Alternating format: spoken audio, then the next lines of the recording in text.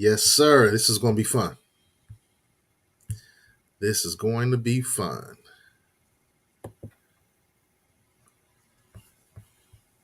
All right, we're on Instagram today as well. Code Wow. Keepers, peace and blessings. It's been a minute. I've taken a while away and just been working on something I want to start showing the proof of. I've been cooking in the kitchen. I got the meal ready. It's in the back room warming right now. I'm going to share it with y'all in just a few minutes. Minister Zumbi, how you doing, bro? What it do? Peace. Finally getting my health and strength back. It's been a Ashe. journey. All right, all right. Well, hey, look, this is going to be a combination of precise thinking and get on code. Tonight, we're talking about the science of money, and it's the 3% rule. So let's Mhm. get on code.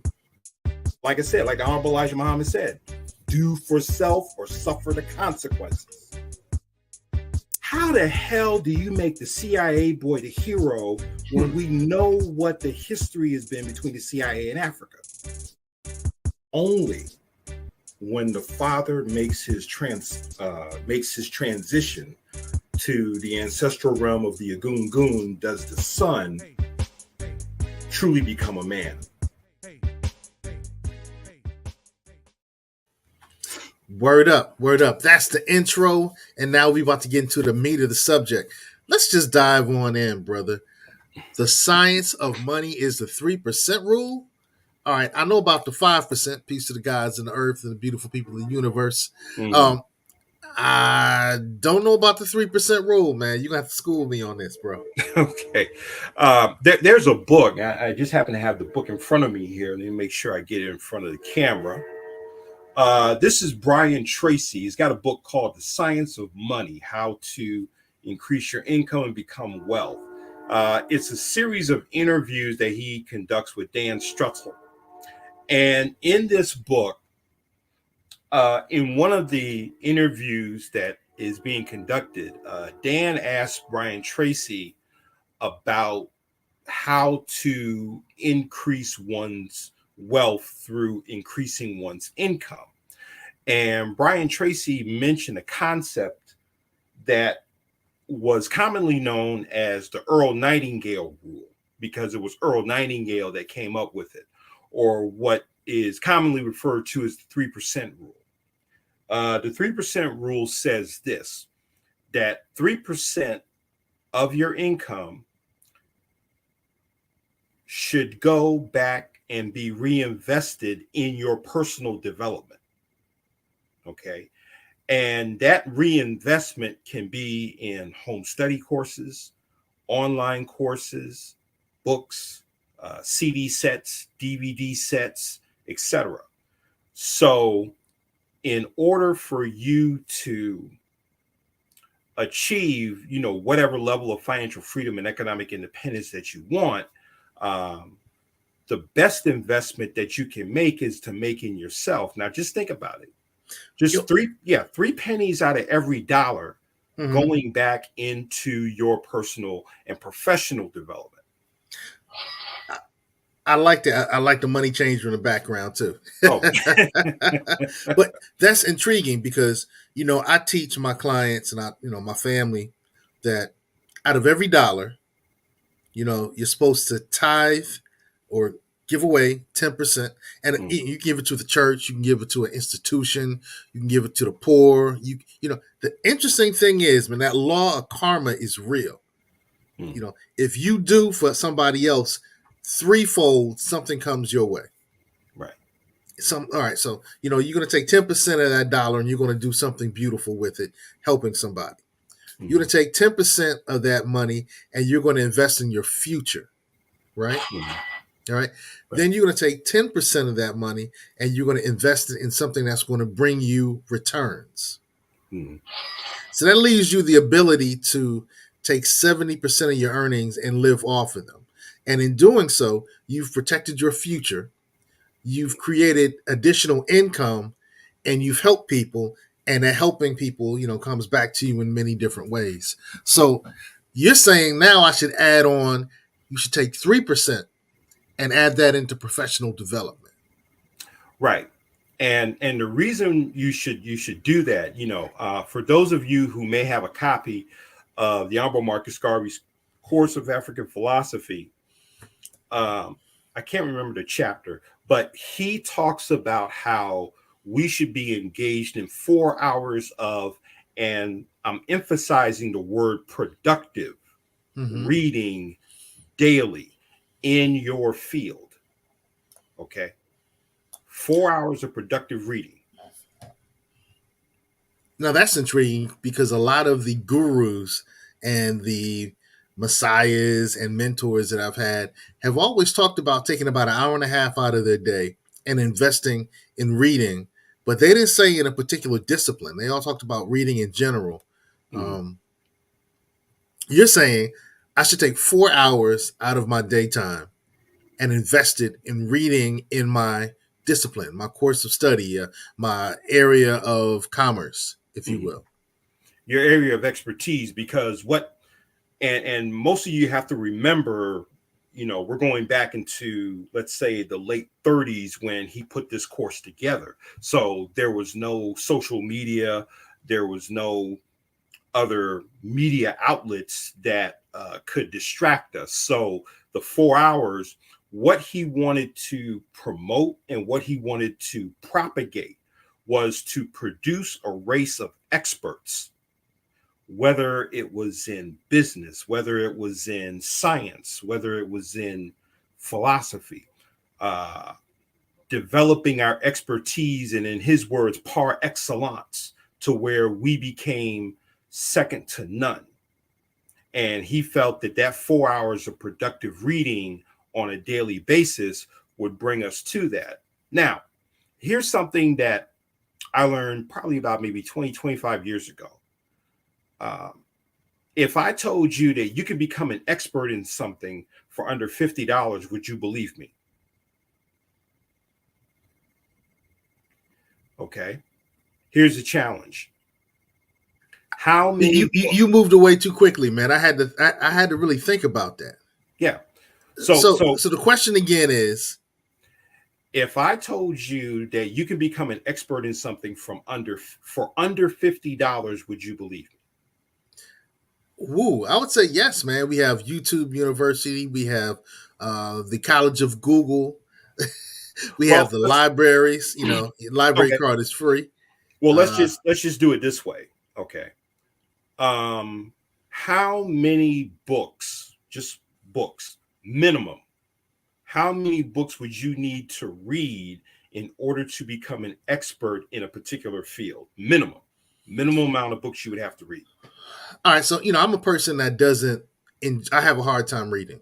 I have to read things 3 times. The first Okay. time I read it is just to get through it, right? Mm, The second time I read it for fluency. The third time I read it for understanding. By the time I got to my fourth time, I really have a good grasp. I have a little bit of a learning disability. I kind of minimize it when I'm saying it's a little bit, but I have a bit of a learning disability, and I've learned over time that I need to expose myself to content 3 times before it makes sense. okay. So, with that being said, um, I don't know if reading or exposure to content or experience would the way I learn. I'm not sure if I can answer your question and say I need to read 50 books. I don't know if that works with my learning style. Okay. So here's where I'm going with this. Okay. Okay. Minimum, and I'm emphasizing minimum, the minimum amount of books you need to read in order to be considered an expert, 3. Wait. Okay. You're telling me if I read 3 books on astrophysics, Hmm. I could be considered a an expert in astrophysics? Yeah.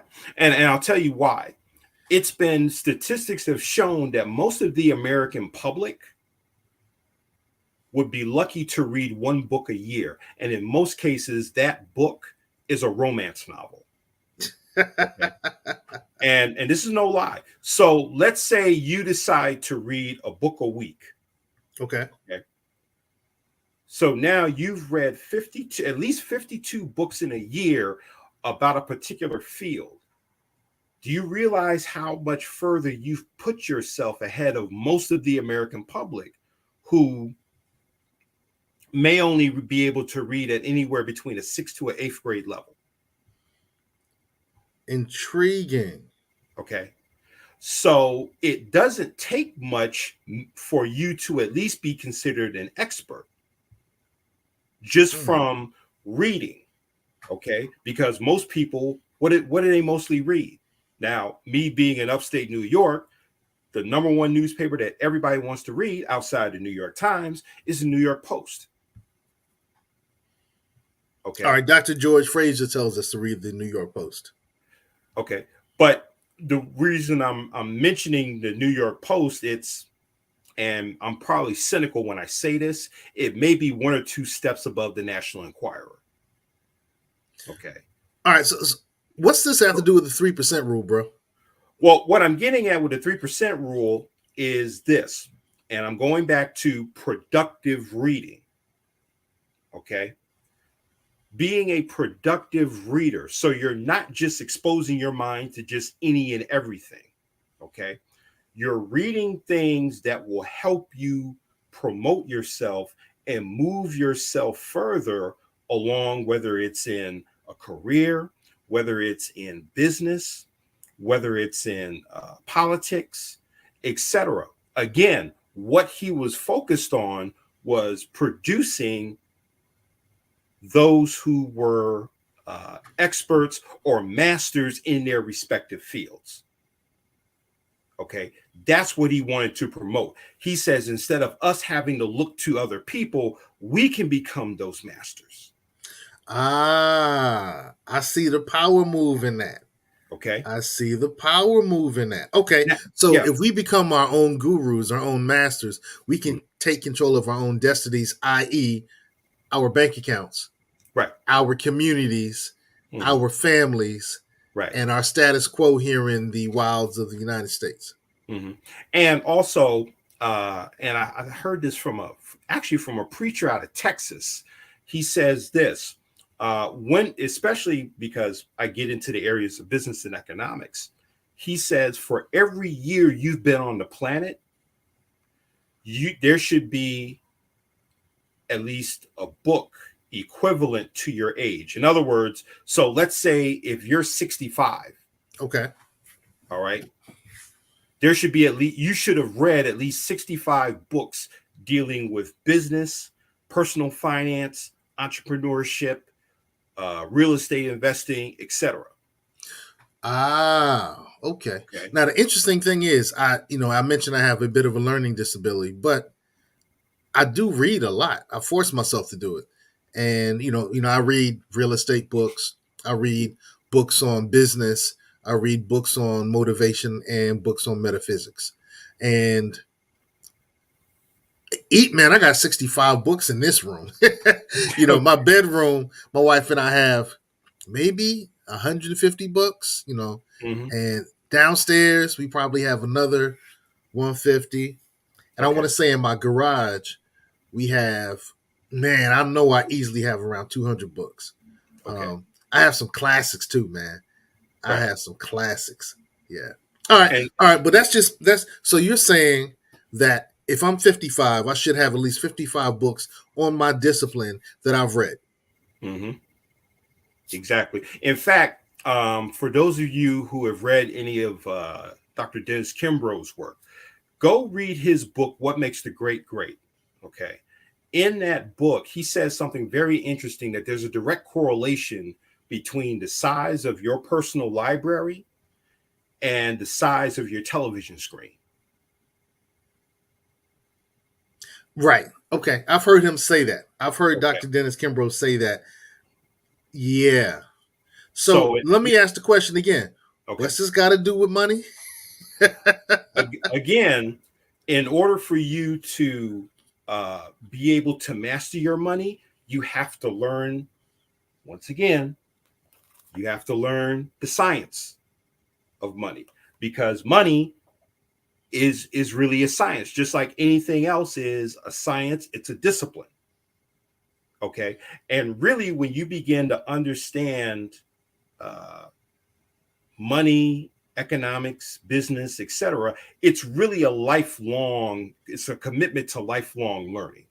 Okay. You never really stop. Class is never out of session because economies come, economies go, economies change. Look where we're at right now.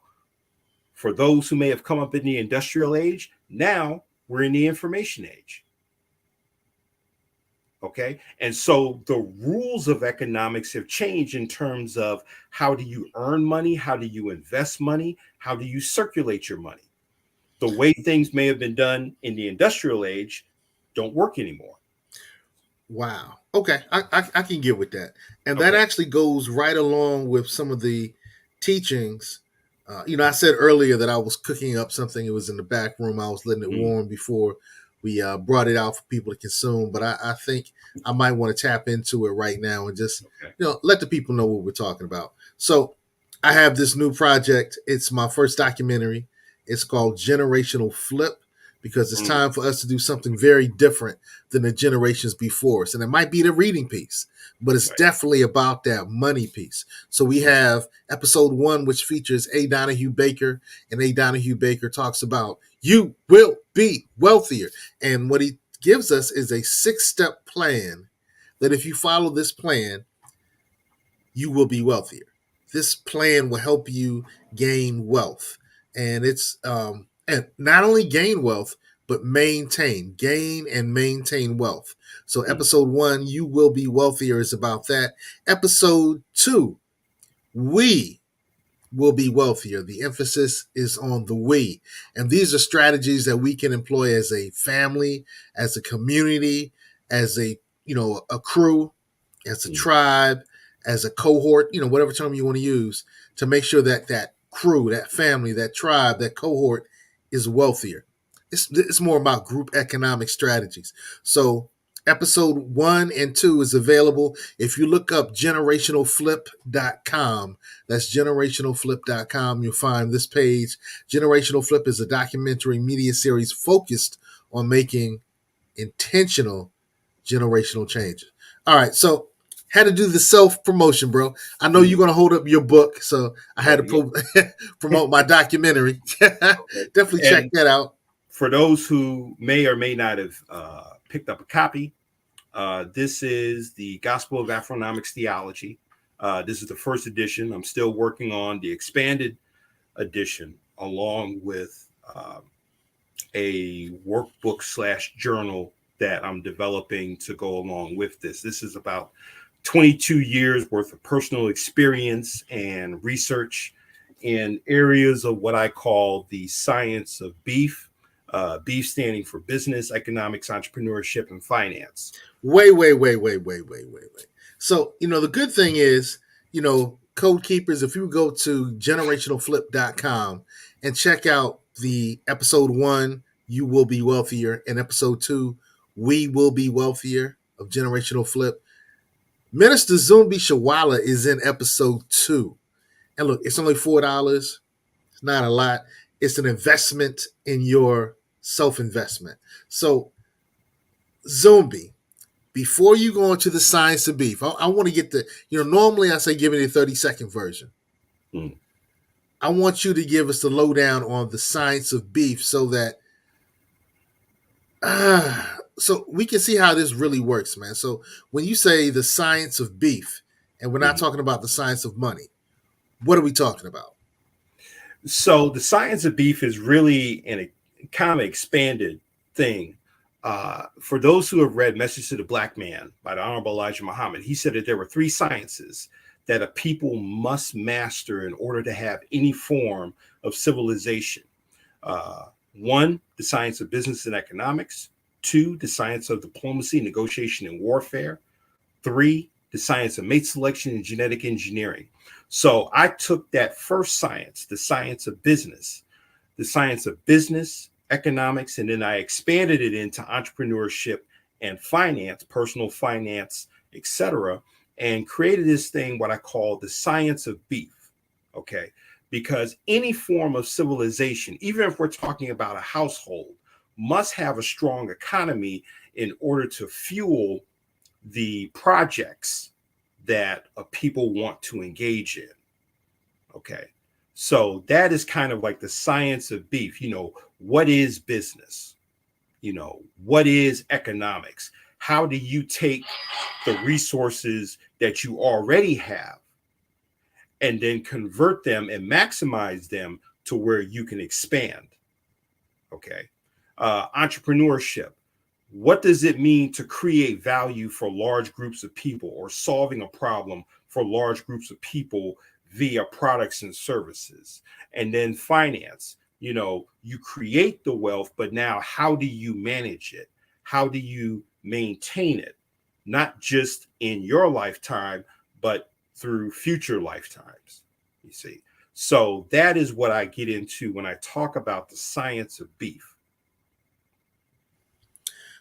All right. And once again, beef stands for what? Business, economics, entrepreneurship, finance. All right. So when they say, where's the beef? They were talking about something, and we thought they were talking about Wendy's food. Yo, it's amazing how these esoteric messages, maybe not esoteric, these messages have been embodied in the messaging that we've had all our lives, and we never knew. Mm. We never knew, because I think that business economics, what is it? Business economics, Entrepreneurship. entrepreneurship, and finance has definitely been what Wendy's has been about. Mm-hmm. It's definitely been what McDonald's has been about. Right.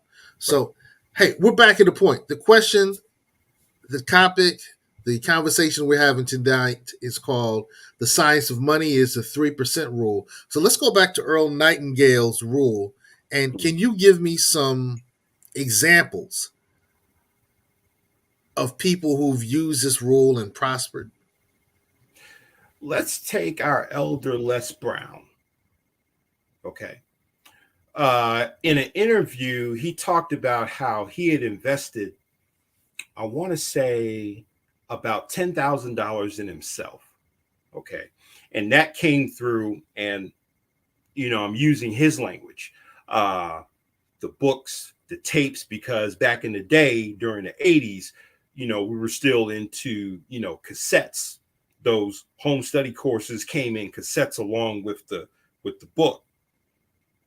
Going to seminars, he talked about how he would save up all this money and would rush to go to a Zig Ziglar conference to understand sales, or go see Jim Rohn to understand another aspect of business.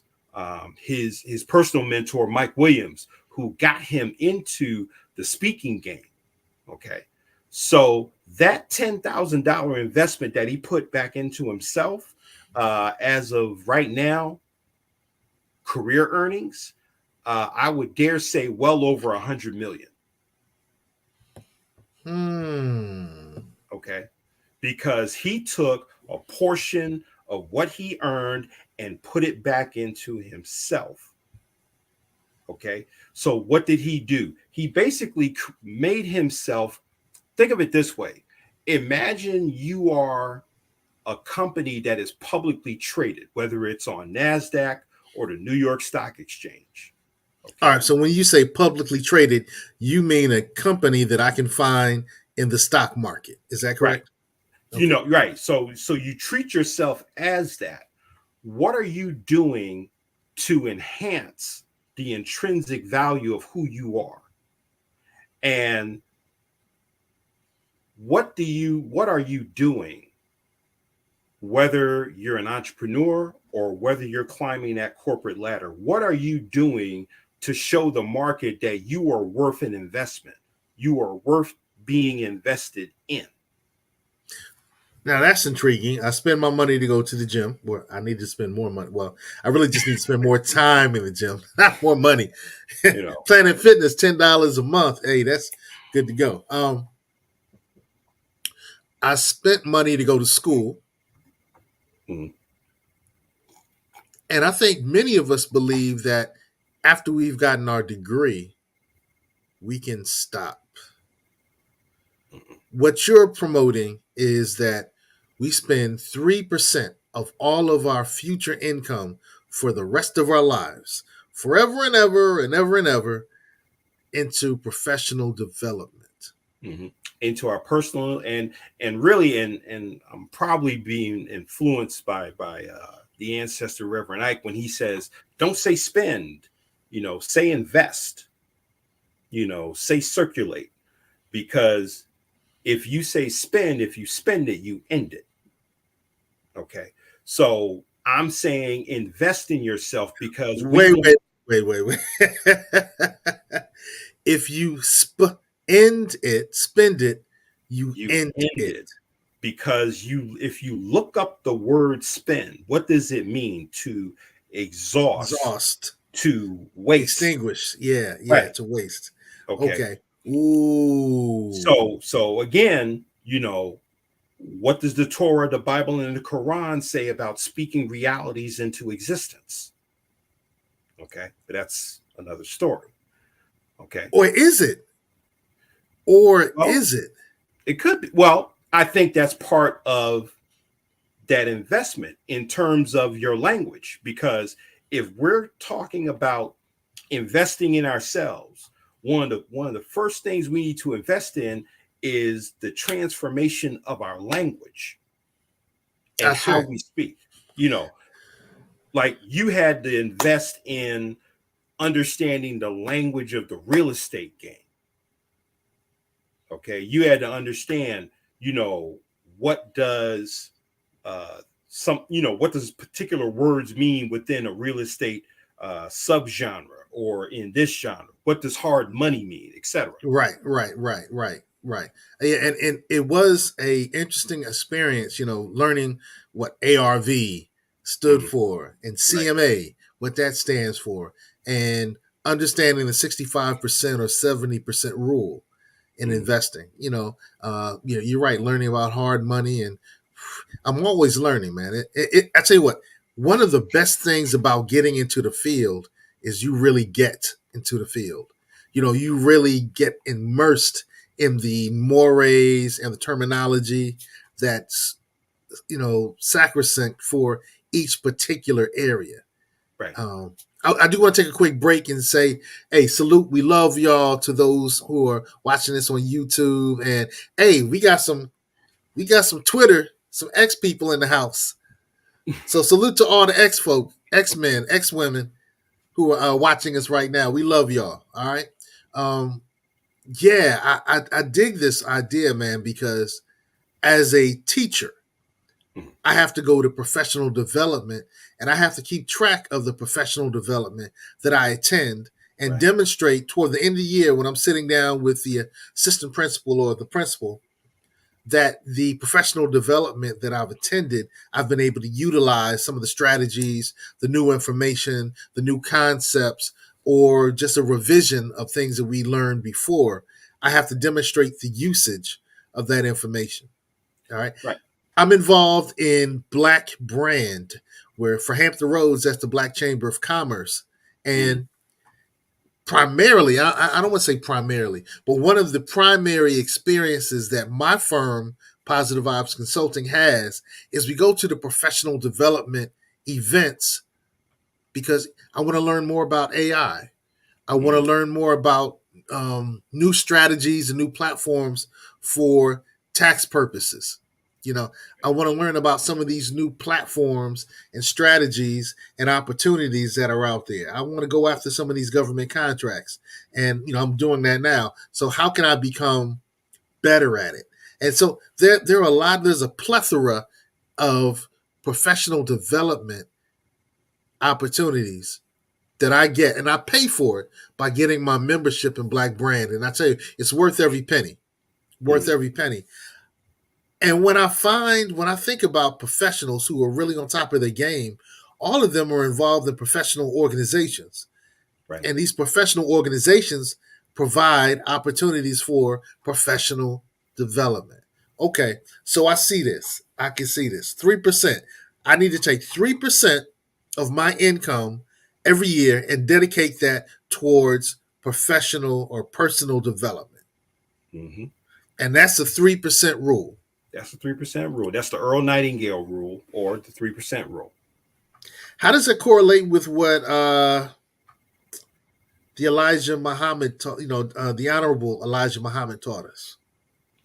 Well, if you take his economic blueprint, now he may not have gone into it, in detail, but if he were still among us and we had a sit down with the messenger, I think he would concur that if we're going to be masters of our economic resources in order to build this nation that he talked about, this black nation that he talked about, that we have to read about things.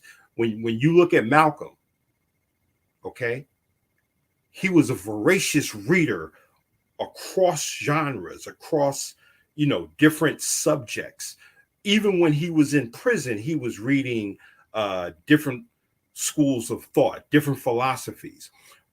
While he was in the nation, he had folks like Dr. Clark and Dr. Ben and others where he would study and then synthesize what he learned from the outside with the teaching of the Honorable Elijah Muhammad on the inside, and be able to come with a message that could speak to multiple various audiences, crowds, things of that nature. Okay. All right. So that's the Honorable Elijah Muhammad, or some might say the Honorable Elijah Poole Bey. Elijah Poole Bey, because, reports have shown that Elijah Poole Bey was also involved in the early beginnings of what became the Moorish Science Temple of America. Speaking of the MST, Mm. Prophet Noble Drew Ali says, our plight will change when we change ourselves. Our plight will change when we change ourselves. Our situation will change when we improve ourselves. Oh, man, I see the 3% rule all up in here, man. And Oh, I see the 3% rule all up in this. Yes. and Ashe. and for those who are practicing Ramadan at this point, I know if you go into the Quran, uh, there's a passage where it says that Allah will not change the condition of a people until the people change it themselves. Okay. Oh, you got to repeat that. You got to repeat that, bro. Allah will not change the condition of a people until the people change it themselves. Wow, I like that. And now I'm raking my mind trying to find a passage in a canonized Bible that speaks to that as well. And it may come to me. So, Code Keepers, if you're watching, tap in and let me know what the Bible talks about in regards to professional development or personal enhancement. Mm. I know it's in there. I know I've seen it, and it's on the tip of my tongue. The unfortunate piece is the things that I'm right now. I'm really in the Generational Flip documentary series, we talk about the parable of the talents, which is in the book of Matthew. Right. And in that parable, Yeshua is teaching about this master who is going away, and he's like, yo, let me get 3 of my trusted servants. And the one he gave 5 talents, one he gave 2 talents, one he gave 1 talent, right? And when he came back, the one who he gave 5 talents doubled it. So now it was 10 talents. And these were, these had value of commerce. These were value of money, all right? So let's just say he gave one $5,000, another one $2,000, and the last one $1,000. And $5,000 turned into 10. $2,000 turned into 4. $1,000 remained $1,000 because that particular servant was scared. And so I tell you what, that story has really been running through my head.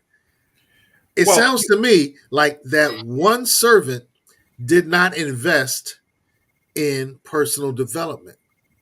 Well, here's another lesson you can take from that parable. Okay. what Yeshua was trying to teach the people when he gave that lesson was this: all of us are responsible for not just creating value, but increasing value. Oh, hey, that's Okay. beautiful. And I, and if you yeah. and if you look at the etymological root of the word value, it means to add strength. Oh, so that means to ratchet up, not the ghetto ratchet, which talks about somebody who Right. needs to get To to to ratcheted. to add strength. So if you're going to add value to a situation, so in this case, a financial situation. So the first servant, okay, he took those 5 talents, doubled it. So he increased the value, or he added strength to the initial seed money that was given to him. Okay. Okay. The second uh, servant, 2 talents, increased its value, doubled it to 4. The third one, for whatever reason, you say it was fear, we'll go with that, buried the talent, and no value was, not only was there no value created, there was no value added to the initial seed money. So there was no ROI. And that's why Yeah. the master was like, okay, take that from him, give it to the first one. And a lot of people, I think, misinterpreted it because they looked at it emotionally, saying, well, that's not fair. But if you understood the lesson that was being given, that it's about whatever we've been given, how do we increase the value of what we've been given by the universe and the ancestors? Ooh, there was a woman I used to date who used to quote, "It's hard but fair. It's sad but so." And Mm, she would say that when we were looking at situations like that, where you're like, well, they could have looked out for him. It's hard but fair, sad but so. So we just finished. You mentioned that we still have some of our code keepers and beloved who are celebrating and honoring and what's the word I want to use? They're doing Ramadan right now. They're mhm, observing Ramadan, right. right? And many of my fellow believers, we just observed Easter, Mhm, right? And it's interesting because every year I put out an Easter message. I'm gonna have to see if I can pull up my Easter message for this year. But my Easter message came from my father, the late great Dr. Reverend Samuel Varner, and he would teach us every Easter that the story of Yeshua dying and being resurrected was the story of us. mhm, And he said he would always say the book is about you as well. So mhm, when we look at the narration of the Easter story, mhm, and I look at this Nightingale's 3% rule, right. one of the messages in the resurrection story is that there's going to be a part of you that's going to die, Mhm, but it's for the greater good. There's a part of you that's going to die, but you're going to be resurrected in a more glorious form when it's over, right? So there's something that you got to give up. That strategy of investing 3% into personal development means you're going to give something up.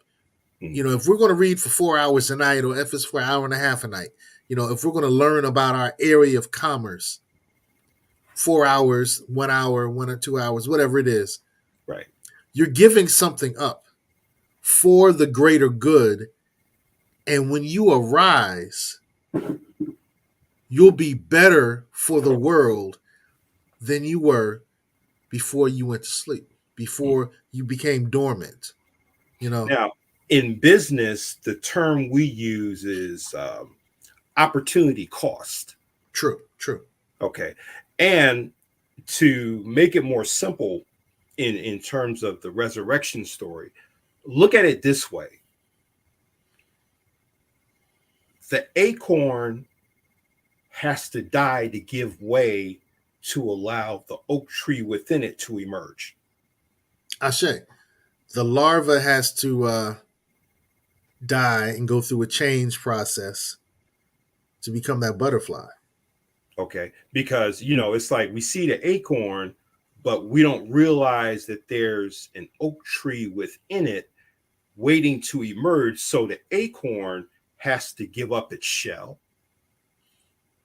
it has to give up its seed, it has to be planted in fertile soil, it has to be nurtured, it has to be fed in order for that oak tree to reach its maximum potential. But the acorn has to give way to the birth and the growth of the oak tree.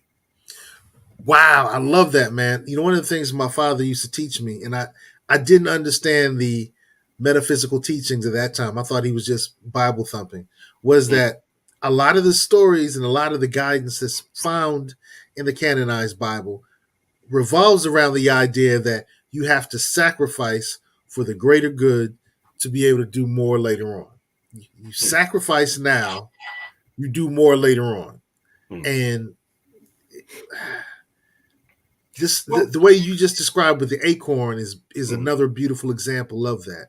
So let's bring this back to 3% rule, man. right. So if Earl Nightingale, and you actually said Brian Tracy at the very beginning.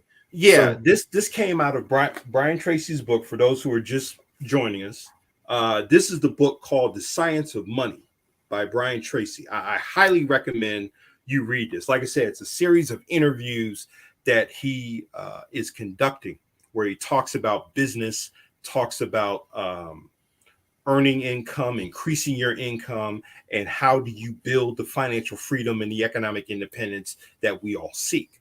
And one of the things that he mentioned was the Earl Nightingale rule, or the 3% rule. 3% rule meaning that 3% of your income must be reinvested in yourself through your personal and your professional development. Ashe.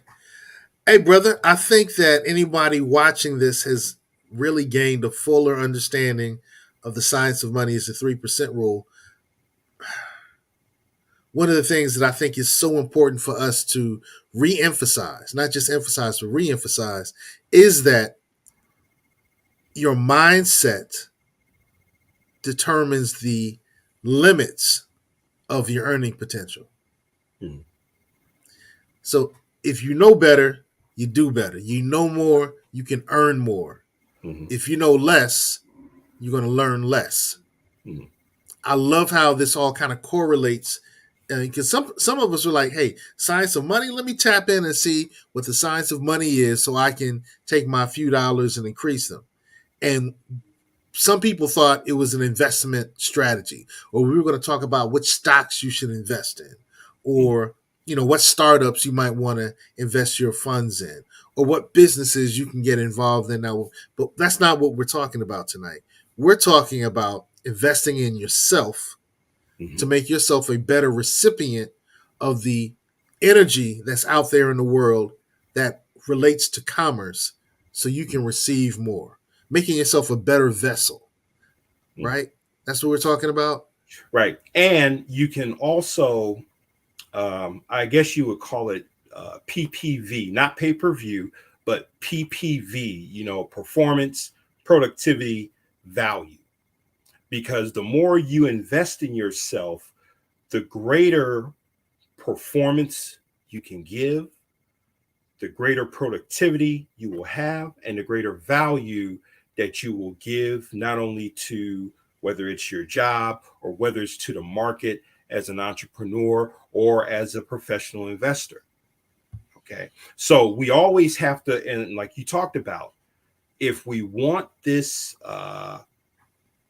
wealth that we always talk about, we have to begin to expand ourselves.